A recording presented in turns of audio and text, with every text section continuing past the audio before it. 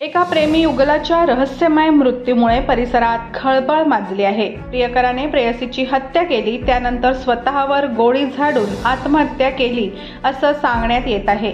या दोन्ही जोडप्याचा मृतदेह प्रेयसीच्या घरात सापडला, त्यामुळे प्रियकराच्या नातेवाईकांनी ही ऑनर किलिंग असल्याचा संशय व्यक्त केला आहे। आता पोलीस या प्रकरणाचा विविध अँगलने तपास करत आहे।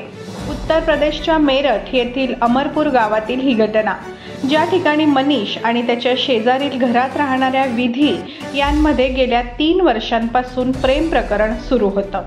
परंतु अलीकडेच मनीषचं लग्न ठरलं। विधीला घेऊन पळून जाण्याचा मनीषचा इरादा होता, परंतु विधीने त्याला नकार दिला।